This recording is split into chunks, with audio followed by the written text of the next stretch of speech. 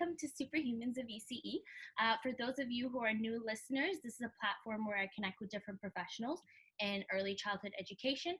And for me, professionals within this work is really broad in terms of definition.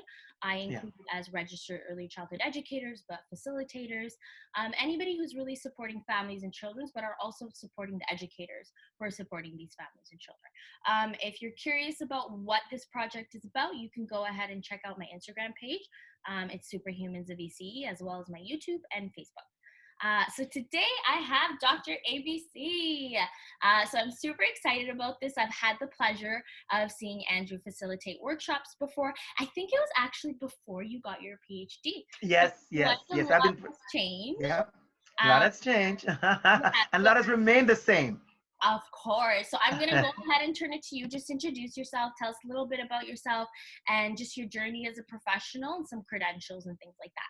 Go ahead. Good. All right, everyone. My name is Andrew B. Campbell, Dr. Andrew B. Campbell, aka DR.ABC, or as the kids would just say in school, sir. And of course, I'm originally from Jamaica, born in Jamaica, originally from Jamaica, taught in Jamaica for years. Then I lived in the Bahamas for 8 years, where I taught in the Bahamas for 8 years and work in lower school, also at grade 1 kindergarten kids in my reading lab. So I've been around kindergarten, also ECE for years. And of course, came to Canada 2008, did my PhD in University of Toronto in policy, leadership, and diversity studies. And from then, I've just been doing what I do best, and that is to teach. And it's funny that you call this a your program Superhumans, because teaching is superpower. It is superpower. It's a superpower to let kids feel safe and know that they can, and the possibility. And so for me, I am very, very honored to be a part of your program today. Absolutely. Aww. And to share more of my superpower. Awesome. We're honored to have you. Honestly, this project really stemmed from me trying to take my power back as a registered childhood educator. It was really claiming it, and it's something powerful, right? So I love that you touched upon that. Thank you. It's really awesome to have you. So the first thing that I've actually added additionally to my interviews have been, how has your work changed since COVID-19, since the pandemic, if it has? Yeah, no, it has. And for me, the word change is a powerful word. And so since this happened, before it even happened, when it happened, I was away and I was thinking about what am I going to do to survive. Yeah. And two words came to my mind: adapt and adjust. And they are not new words for me, but they are powerful words for me even more today. I think if you asked me years ago, person have asked me, what is it that makes you a good teacher? And I say to you, my ability to adapt and to adjust. And that is all umbrellaed in two words: change and growth. And so for me, I'm still teaching. So I'm teaching from home. I teach online for the university, and I do workshops. A lot of my workshops have been canceled. So, I'm going through a loss like everybody else. But also, we are seeing where people are reclaiming that space. So many persons who canceled workshop are now saying, would you mind doing the workshop on Zoom? And I am ready. I am Zoom workshop ready. And the trick is I've been doing online before online was a thing. So I started teaching online from 2006. You are ahead of the game. Way ahead of the game. And I have done I've done both parts. So I've been a student, I've done courses online, and I presently teach online for years. So for me, it has been just adapting and adjusting. But I want to also say something. What I've loved most of all is watching the level of creativity that is happening. I know. Teachers, superhumans, teachers have been doing stuff online that I go, I had no idea you could do that online. And so for me, I think, I encourage everyone to continue adjust. It's not the best situation, but we have to make the best of a situation. And being creative, adjusting is a powerful thing. Yeah, and I think especially in the work that we do, right, being able to adapt to change is huge. And I think this is a huge learning curve for all of us to be able to adapt to these circumstances. And you're right, when I see, because I work in early intervention, and when Yeah, I see professionals adapting that way online and learning things from them, I'm like, I never knew you could do that. To be so interactive in an online platform is yeah, amazing. So it's you're amazing. definitely is that opportunity. Okay, so it kind of brings us to our next question, which is, what tools do you value most as a professional? I know your toolkit is probably really Ye- big. Let's try it. Just come in. you know what? You literally said what I was going to say. I have a lot of stuff in my toolkit. Mhm. And when I say that, I want persons who are listening this to understand it's not a boast or a brag.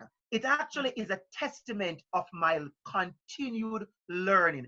So Yeah. I actually call myself, like, I'm like a teacher pirate. And so anywhere I go, if I come to your classroom and I just sitting by just watching you interact, or wherever you work, and I see you do something cute or something smart or something out the way, I go, oh my God, I like that. And I write it down. And I say to you, Mo, I'm writing this down just Mhm. so you know. And I use it. So I put it in my toolbox. So I go away and like I say, pirate, I take things and I put them in my toolbox. So for me, what I think is a skill that I have is that Mhm. knowing which tool to use at what time, Use it. in what situation, and what tools be appropriate for what setting. And I think that has been an amazing skill, because many of us, we have tools, but Mhm. using those tools Yeah, is realizing is when to use them, when's the right time to use them. That's yeah, really a learning. yeah, That's really yeah, a yeah, process. yeah.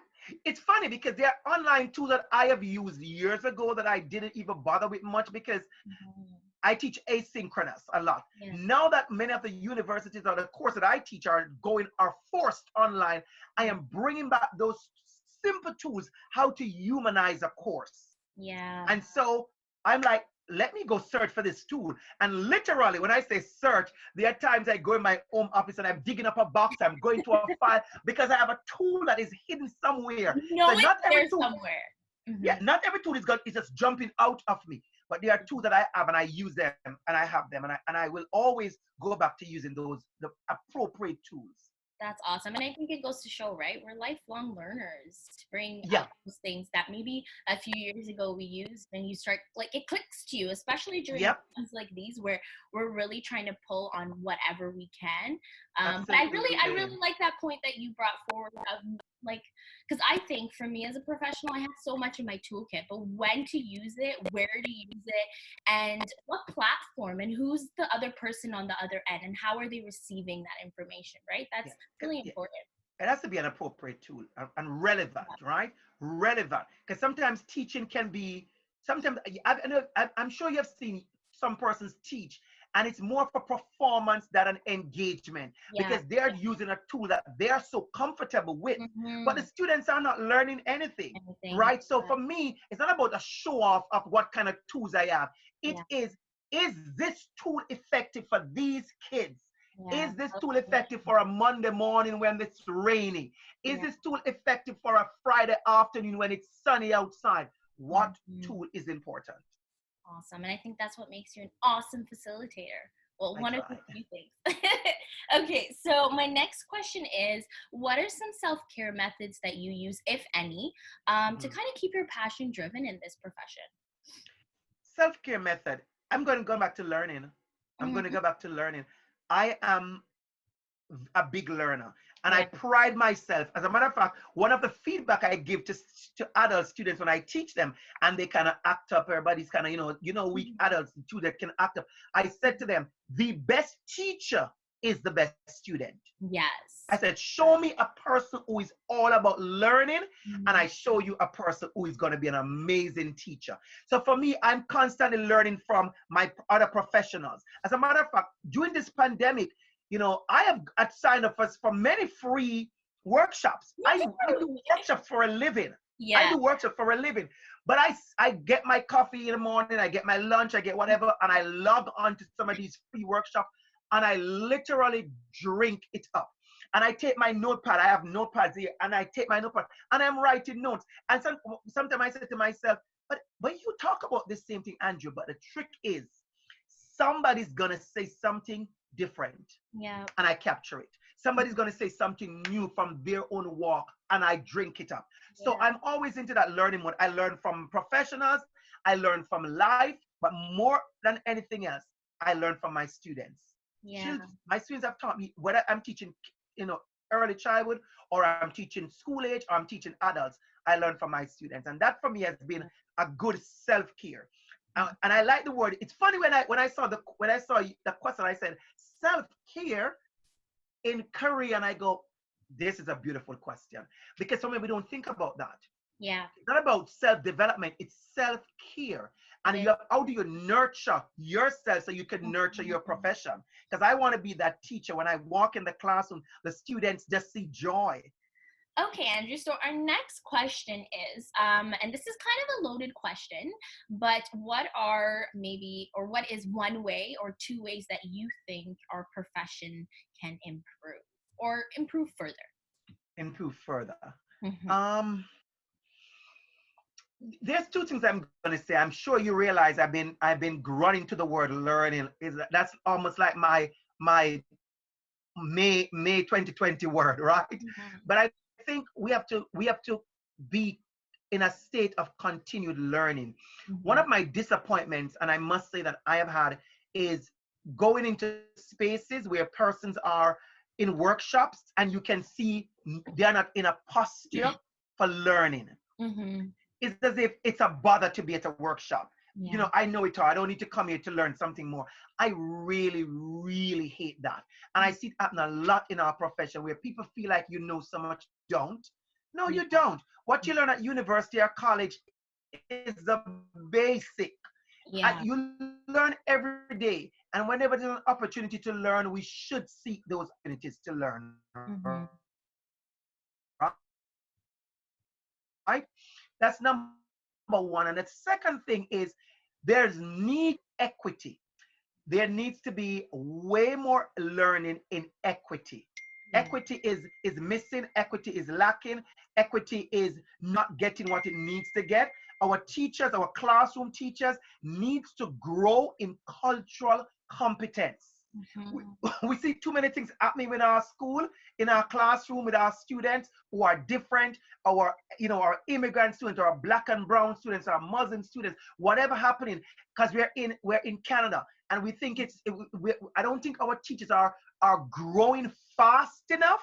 Yeah. Listen to this, fast enough for the change we are having in our classrooms. Hmm. And so we need more tooling, way more tooling in equity, inclusion, and diversity. And an To openness to teach our learn about teachers, that. to teach our teachers how to see all our children. Hmm. That's a whole situation right there.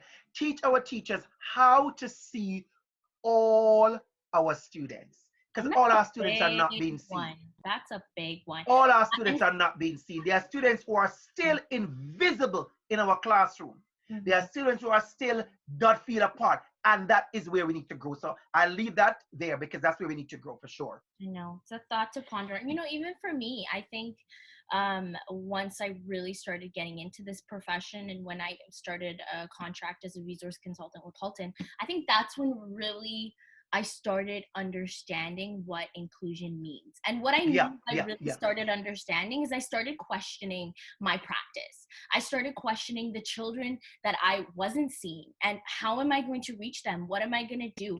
How am I going to change my practice? It was when I really started thinking and being like, I really don't know anything about inclusion. Yeah. I don't. And I need to learn because the basic schooling for ECE, it doesn't teach us that. Even when we No, go into the no, classroom, it no, doesn't teach us no. that. It's really when we Mm-mm. start questioning ourselves and our biases and how we're reaching children, how we're not reaching them, is when I think we can really start getting into that topic when we Yeah. question it ourselves. Powerful what you just said. When we question ourselves, I Mm-hmm. think we need to literally underline that. When we question ourselves. And funny because we never talked about this, in my equity courses, what I teach a lot is when I do whatever topic I do, then I say to them, what are the implications for your practice? And I always put capital Y-O-U-R in capital letters. What are the implications for your practice? I Yeah. don't care what the school board is saying. I don't care what your principal is saying. I don't care what the paperwork and the policy you had. What are the implications for your practice? When that little immigrant boy is in your class, that little black brown girl is in your class, that little Muslim girl wear the hijab, what is the implications for your practice? That child who is in a wheelchair, that child who cannot speak, what are the implications for your practice? And I think more and more in our professions, we need to be taking on that personal accountability, because Yeah. we like to think it's the board. You know, I mean, I've been a teacher for 24 years. I can say it. I'm not as young as I look. It's good grace, good God, and I take care of myself. I moisturize, okay? Me too. But I tell you, we need to have teachers to point more at themselves. What am I not doing? Or what Yeah. can I do better? And we don't do that as good. We think we are perfect. Because, I mean, we're superhumans. Yes, we are, but we are Hmm. not perfect. No, and we're Superhuman don't mean lifelong you're learners. perfect. We need to humble ourselves. We learn so much from the students around us, the educators Yeah. around us. And I really like that idea that you brought forward, that when you facilitate some workshops or when you've been in those environments, you see educators Yes. are not having a willingness to learn. And I think for me, as a resource consultant, so as a resource consultant, I would support educators for inclusion for children in the classroom. Mm-hmm. So that was huge for me because there was this block, right? And it was also them coming back to, well, I don't get paid enough. Well, this is not within our philosophy, and this is not something that my director will support me in. But what are you Mm-hmm. doing in Mm-hmm. your Mm-hmm. classroom that you have the capacity to do? And how does your practice look like, and what can you change? Because you're right, that is all it comes down to at the end of the day. Not the organization you work for, not the board you work for, but what are you doing when that child comes into your classroom Absolutely. that needs that support? Absolutely. Absolutely. They're very important conversations to have. I love that we touched upon. Absolutely. Absolutely. Okay, so the last little bit is I'm going to get you to share a picture, which I will have posted on Instagram and Facebook with a little caption. Yes. I hope you've had a little bit of time to think about the picture. Yes. You can Yes. just tell Yes. us why you chose it. And I'm gonna use my look in my phone just to remember the picture, Okay. because I have a picture in my head, of course, but of course it's good to remember. Mhm. There's a picture I have. Um, it's a picture of a rural part of Jamaica. I'm not from the country. I'm not from the country. I'm from the city. I'm a town boy. But I spent a lot of time in the country with my grandmother. I used to go to the country every summer, Easter, even Christmas with my grandmother. So it's a picture of a woman with a bucket on her head and bringing a pail, a little boy with gold passing a country house. And for me, what I like about this picture, it's in my home. It's a beautiful on canvas in my home. It reminds me of a time when I learned so much. But that word again, I learned so much, but not in the formal setting in Yeah. school. I Even today I can just talk about tons of learning that I had going to the country with my grandmother and stay with my grandmother. And she's sending me to the homes of other old people, like to go for this or go for that. And if you in Jamaica, in the rural area, if you go to an old person for something, I mean, say old, I mean people in their 80s Yeah. and 90s, and you go for something, it's not going to be a, hi, give me this and let me go. It's a No, you're sitting there for a whole while. lesson. You sit down for 30 minutes just for Yeah. one thing. And as a child, I was fascinated by that. As many kids don't like that. They'd be like, oh my gosh, she's gonna tell me a whole story. For me, I used to live for the story. And right now, I am a storyteller. I have become a storyteller because I've listened to the elders tell a story. And it's a way to tell a story. You don't tell, many persons don't understand storytelling is a craft. Yeah. Oh, yeah, It's a for sure. skill. It's a skill. And so for me, I got that. So that picture reminds me of all the stories I was told going from house to house and neighbor to neighbor and sit with old people, because that's where the wisdom is. That's where the wisdom Yeah. is. Right now we're trying to get so much answers to things that our grandparents had the answers long ago. But Yeah. we thought that we're old fashioned. Now we're trying to go back to get the answer. So that picture is meaningful to me, and it comes from a place of where I even learn from nature. I learn from the Yeah. birds. I learn from animals. I learned so much from being in a space like that. So that's why that picture is so amazing to me. Oh, I think what I really, really love about that, it really just goes to show like real life learning and community learning. And the fact that those elders that you went to in their homes, like they saw you as capable and competent enough to have these big conversations with, right? They didn't Yes, see you as yes, just a child that, okay, if I say this, yes, they're not going to understand it. But they gave you that time. And now look at you, like you're talking about this and you're talking about how it's yeah. influenced your work and your storytelling. I think that's Yeah, beautiful. but I think the final thing I want to say to that, because you just raised a beautiful point, is right now we are all locked down. Everybody's locked down, isolation, quarantine, whatever we want to call it. Some people call it the home jail, whatever, whatever stuff people call it. But let me just say this: so many of our parents are struggling to be teachers, ECE, any level. And I know this has made it maybe a little bit controversial for some people or different for some people, but I keep on telling parents, stop trying to be your child's teacher.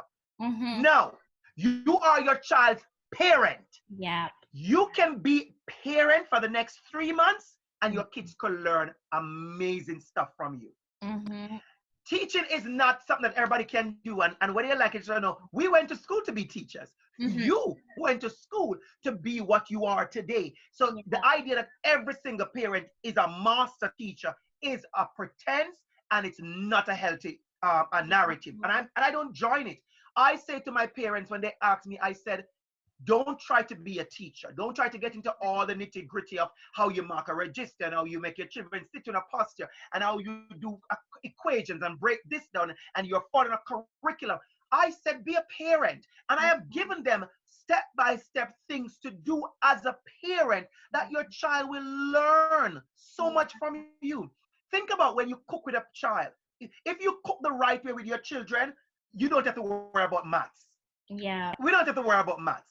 The measurement, the estimation. Can you imagine the How much estimation in learning, any right? cooking? The Yeah. maths, the color. We want to talk about vocabulary, talk about the color, talk about the rhyme. Listen, I'm done. But I'm going to remind you to say to parents, just continue being an amazing parent. Your child at this time needs an amazing, well, this time and every time needs an amazing Amazing parent. parent. Don't worry about teaching. School is going to happen. You have been learning, you have been teaching your kids at home in an informal setting, and it's amazing.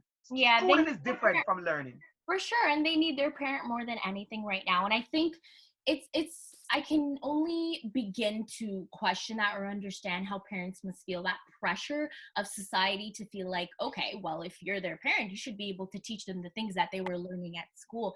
So it's Yes, yes. hard, I think, to take away that pressure and be like, no, my child needs me to be there as a parent, and they can learn through those real life experiences, like you said, Mm-hmm. cooking, putting the laundry away. Like there's so many things that they can learn right now at home that can be, I think, done through just parenting. But I think it's also really hard because it's taking off that pressure off of them, right? That you need to be that parent for them right now. They Yeah, don't you yeah. don't you don't need to be their teacher right now. And especially if you're No. getting, like, I know kiddos who are in, not to call out Montessori programs, but who are in Montessori programs who are getting booklets and booklets at home. And it's Much. the middle of a It's pandemic. too That much. pressure, nobody It's needs that. The it's children too aren't learning much. that right now. It is too much. It's too Right. much. It's too much. It's simple things. Anything around you. I can pull anything in my office to show you Mhm. our lesson. It can be made with a child and having a conversation about why we do what we do. I'm in talking to you and my fan is on. If I had a child and just say to me, Dad or whatever, why is the fan on? I talking about the air circulation. I Mhm. talking about the change in the weather. Talk to them about my also my body heat. Talking about the light I'm using for this interview is a very, very bright light. So that light comes with a lot of heat. So I keep a fan on. All of that is Yeah. a lesson. That's a So many whole lot of opportunities. chemistry and science. Come on, people, go teach, go parent, I go love it. parent, I love go it. parent. Because when you parent, you end up teaching, right? Yeah, for That's sure. me always getting a little bit too excited. No, I love it. I love the excitement. You're superhuman, VCE, so you Thank have you to so show. much for having I love me. it. Thank you. So if there's Thank you so anything much for having in me. terms of, because I know you have a YouTube page, if there's anything that you want me to include in this caption, I'll go ahead and do that. Um, Yeah. so yeah, thank you so much for being a part of this. I really enjoyed chatting with Awesome. you. Enjoy the rest of your day. Thanks Awesome. everybody for listening. So you will find this recording on YouTube, which is Superhumans VCE. If you go on my Instagram page, there is a link to it as well. Once I Mhm. post up the caption and the photo, that's when the link will be available to it. Awesome. Okay. Okay, Awesome. thanks, Andrew. Bye bye.